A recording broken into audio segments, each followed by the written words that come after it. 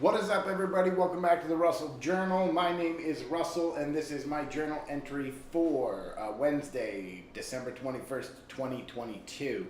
Okay, so we're going to start out with some housekeeping stuff. The title of this video about making changes and things of that nature. And I'm going to open up by saying this. If you've been following any of the cryptocurrency news lately around fintech and around FTX and the influencers they used in order to pump that basically what turned into being a scam. If you've been following any of that, you'll see that there are a lot of really, really big names in this space that pumped FTX. They have cost their followers millions of dollars, if not, in there around $1 billion or more. I know Sam. I don't know him, but Sam Bankman-Fried. I know he's out almost something like $20 billion or $30 billion. He has lost a significant amount of money, and he's on his way to prison. Not that I really want to talk about that. I have opinions about crypto, and I'll do a show about that later. But what I do want to talk about is people like me who are jumping into social media to dispense rhetoric in and around finance, stocks, economics, things of that nature.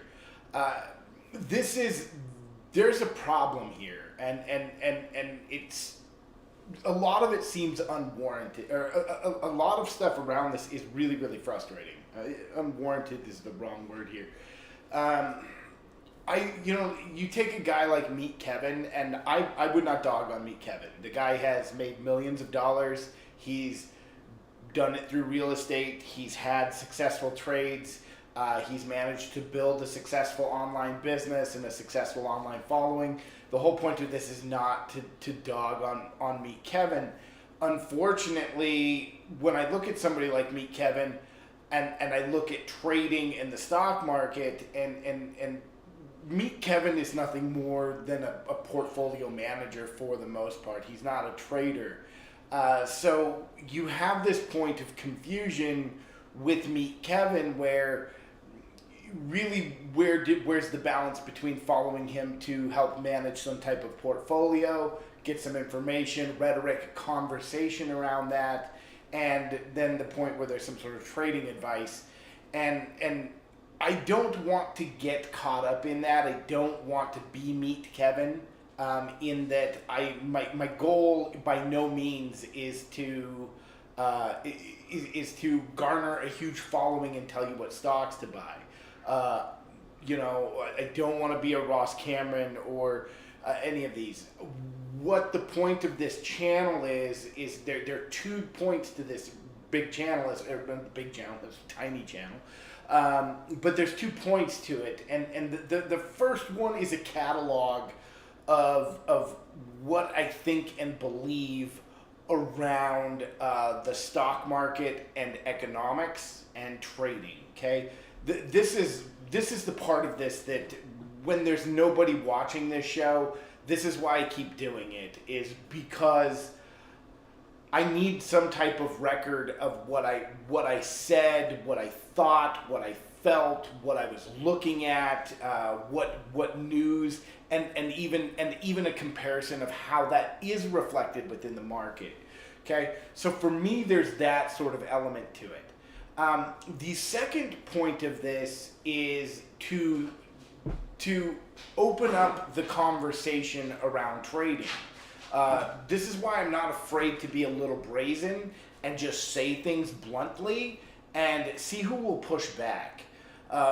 One of the things about trading that I think is very interesting when you get into it and you start talking to other traders are very mean, okay? They are. And if you say the wrong thing, they are going to hit you. They are going to break your balls. They're not going to be delicate. They very rarely will put and say, hey, I think what you're doing is great, but you got this and one thing wrong. They're gonna tell you you're an idiot. Okay? So, and I will tell you honestly, I want all of that. If you want to come and talk to me and say, hey, something I personally am doing is wrong, something I said needs to be corrected, I welcome that. If you want to call me an idiot, please call me an idiot. Let's just open up the dialogue. Let's have that conversation. Why am I an idiot? Why am I stupid? You know, and this is something that I think is underdone in Wall Street. People stand back, hiding in the shadows, because they're too afraid to be called an idiot. I spent 20 years in the culinary industry. Everything I did was moronic, and all I ever did was get hurt in that industry, but I got really good in that industry. I went very, very far and did some incredible things in that industry, but none of it would have happened if I didn't fail out loud. If I just held myself back and didn't make mistakes openly, I didn't admit to mistakes, right? If there was no day where I went to the chef and said, hey chef, I messed this up, I got no value. I learned nothing in those days, that I did nothing wrong or that I hid my mistakes. So I don't really try and do that. Now, there is something I want to say about something that I am doing wrong. And I am presenting a lot of information to you guys as if it's the gospel truth. And I don't mean to do that. And in the coming weeks, we're going to change the focus of what we look at this channel, so that when we have those gospel moments, those exact facts, we're hitting on those. But I'm going to be very clear as to, this is my opinion, this is conjecture, this is rhetoric, this is allegory, this is one thing or another thing, as it stands. Okay, so that is sort of where where I'm planning to be, planning to go, planning to do with the channel. The other thing about it, and we're going to add a real third goal, and I've been trying to do this, but it's difficult to really bring it in any meaningful sort of way, where the ultimate point of anything I'm doing is that my dream is to be a professional trader. I want to get paid to trade, you know? How's that for a catchphrase? But, so, we need to talk and focus more, I need to talk and focus more on trading and the idea of trade planning, and give a little bit more if-then to my technical analysis and my comments as far as that goes. I've been pulled back and reserved on that. Some of it is because I have a setup, but it is relatively unrefined, and so I've been working on that, getting this one particular setup. It is an incredible setup. I think it'll work, and really kind of trying to figure out the ins and outs, the nuances of it, has been very, very challenging. So I've not been very forthwith with the trading. And then the other thing is, some of the other stuff that you'll see is I'm going to change the thumbnails going into the new year. It's going to be more bland. I'm going to be less chasing the YouTube algorithm and really busy trying more to focus on that conversation part, and really focus on other elements of discipline. We still will talk fundamentals. I'm still going to talk about economics. I'm probably still going to make an ass of myself in some of those ways. And if I say something that's wrong, just call me out. Let's get that conversation going. Take that as an opportunity on your part to have that conversation. I'm trying. That's what I'm trying to do. If I say something's wrong or say something incorrect and you have the answer, let's talk about it. I don't see why that's not happening. And that's kind of where that goes. So with all that being said, we're going to get into the actual analysis of the market. We're going to talk about that and sort of we're going to go over some things. I'm not quite ready to dispense with the entire shift in trading, but I am going to stop. I'm going to stop trying to be the know-it-all and check my ego for everybody out there. So because I really don't want to be the finfluencer, right? That's not what I'm trying to do here. I really am trying to build, and with there's a lot of value, I think, to the idea of having somebody following that learning trading process, right? Developing that trading process. And I have some confidence that I don't think I'm not going to make it, right? I'm pretty confident that I will make it. It's just a matter of dialing things into the correct places. And from where I stand, look, I know what the EMAs are. I understand the technical analysis. I know most of the chart patterns. Some of them I get a little wonky on or have a different take on them than what's traditionally taught. So that's just kind of what it is. But we really, again, feel free to correct me. I'm not gonna go keep disclaiming and being insecure. We'll just jump right into the technical analysis side of this, and we'll go through it. A few things fundamentally in the market. We're up pretty big today, 6-point jump today on the SPY, and I'm feeling pretty good, right?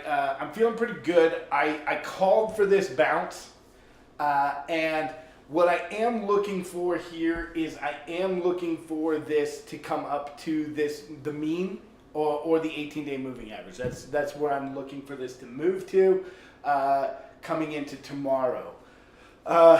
And a lot of reason is because this green candle right here is going to pull this out tomorrow morning when we wake up. This should be out of oversold. And so we should get a move right into here. Again, as far as I'm concerned, fairly decent spot for a short entry. Risk reward is really easy there. Take a short position using that 18 period moving average as your basically as your risk. Okay, so you can get in there around there, and if it breaks back above that,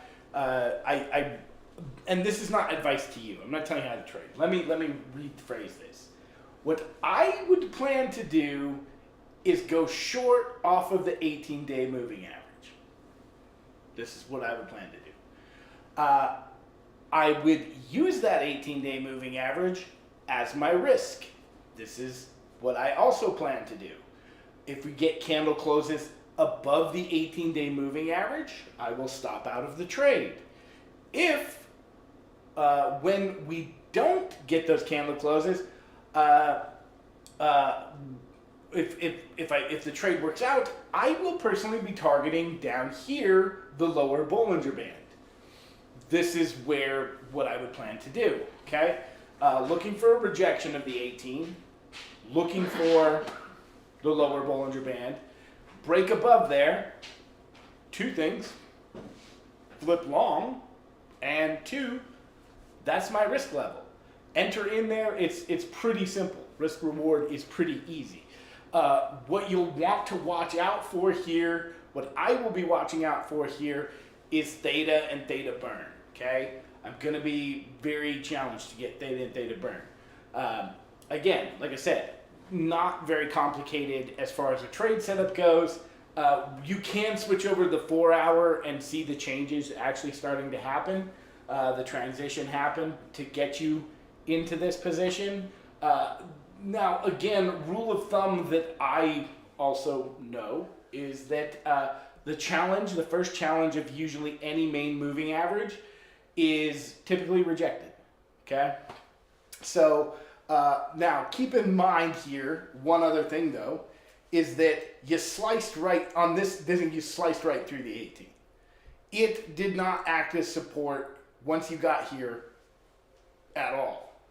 So there is a possibility that this will just blast right through. And again, you're still in a place where you want to be cautious because of, this is what I want to talk about, is I'm personally not looking at a lot of economic details right now. Sure, we'll get PCE on Friday, But what I think the ruling factor is, and this is something that I got from Shadow Trader, from Peter Resnicek, especially when you're trading options, is it's not all technicals, right? He uses like two things. He uses trend lines and he's got a market internal indicator that's proprietary to him.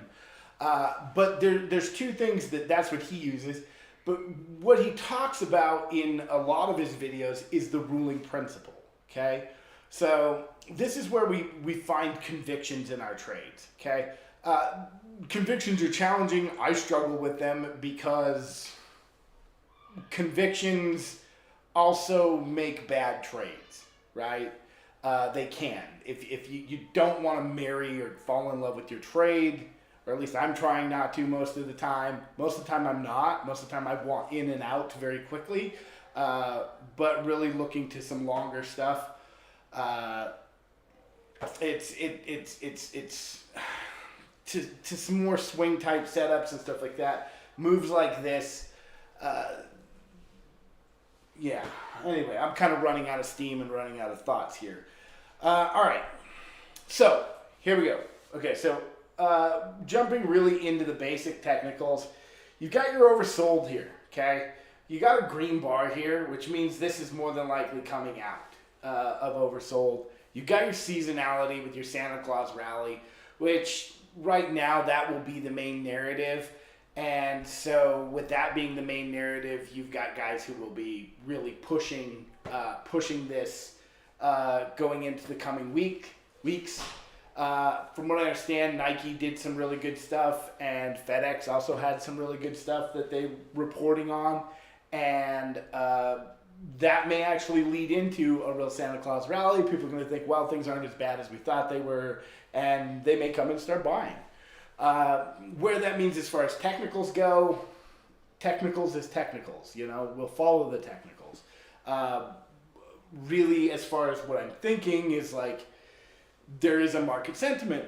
And with a VIX below 20 or around 20 and the market coming up into a seasonal time that is usually believed to be a bullish time, I'm gonna be hard pressed to see this thing sell off a whole lot really fast. Not at least without getting back, reverting to the mean. So I could be wrong, right? Again, if we come in tomorrow and this has not popped up at all, you have a pretty good chance that you've topped out here. So if you don't get a move up tomorrow, I'm going to be cautious with this whole trade idea that I have right here. Again, looking at the daily, and that's trading based off the daily. Really, if you're day trading, you're shorter time frames and things of that nature. So. But again, I will also get into more of that as I get more, as I get this sort of new ideas, new format figured out. So if you have any ideas as far as think that get my ass kicked most of the time, what's the thing that you need to see that will help you? I'd ask if you had any thoughts as far as that goes. Possibly, feel free to share them in the comment section. I will definitely try and address some of that stuff, some of those situations. Also, the other thing is, again, the format here is going to be different. It's going to be a lot more structured and a lot less rambly than it is, right now. So, but that's going to do it for me today. Again, looking for that move up. Well, let's do the rigmarole. Okay. Trend is down. You've still got lower low, and as of right now, lower high. You're underneath the 18-day moving average. Underneath this average, your bias. Okay, this is the A+. Let's go through this. Okay, the A+ setup. All of this stuff has to be together in order to typically equal a trade. You have to meet these qualifications. Okay, what qualification am I looking for first? Am I long or am I short? So with what I've learned so far, my short bias comes from underneath the 18-day moving average. My long bias is when we're above there, okay? that is my basically kind of what I have learned and what I'm trying to apply to myself. Okay, I don't always do it, and I screw myself a lot. I get caught in counter trends all the time, and I'm working also with a coach. I'm bringing one in to help me stop doing that so that I can be on the right side of the trade most of the time. Okay, so here you go. My bias right now, because the SPY is underneath the 20-day moving average, is short. Okay, now for a short trade, the trend is also down. You have lower highs and a lower low. Okay, as of right now, this is not over, but as of right now, your trend is short. Okay, is down. Okay. Second of all, now this is oversold. Okay, so as of right now, an oversold condition would mean there's no trade here right now. In order for a guy to get short, this has to be inside of here, underneath the 20. The K and the D line have to be underneath the 20 over here, the 20 over here. Okay, you can see it right there. They have to be under that 20 for 3 candles. Okay, whatever time frame I'm trading on, that would mean I am free to get short again. Now, I am working on some of the technicals as far as how to do that, but as what I know right now, this is where the short position comes from, and is with you here. Okay. Now, the other thing I know is usually when you catch a move out of oversold, up, you typically go to the nearest main moving average. Now, as far as the trend would dictate, you're going to come out of oversold, you'll hit the 18, and you'll see if you can get back into oversold. If you don't, if you get over the 18-day moving average, you will then see if you can get to the upper Bollinger Band. This is kind of how I've been working on trading, okay? And so those 3 criteria have to be met. This cannot be oversold. Okay, if you're going to go short, you have to be under the 18-day moving average.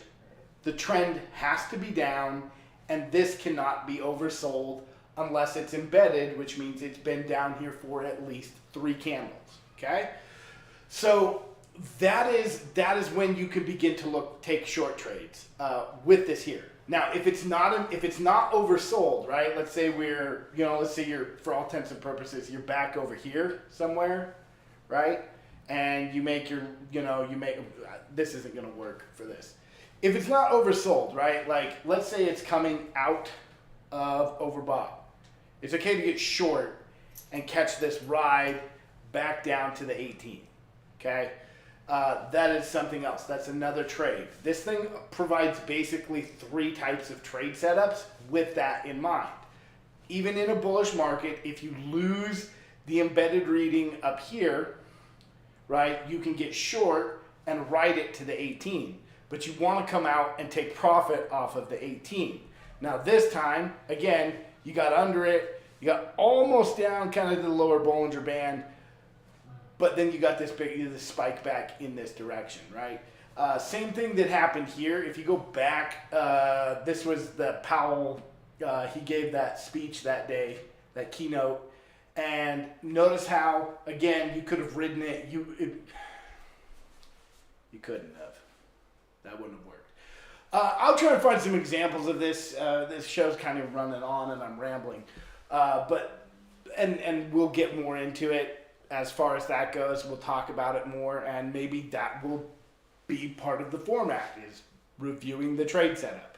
So anyway, the Russell Journal is written, edited, hosted by me, Russell Liss. We are produced by Social Media Shows. Executive producer is Maria Pereza.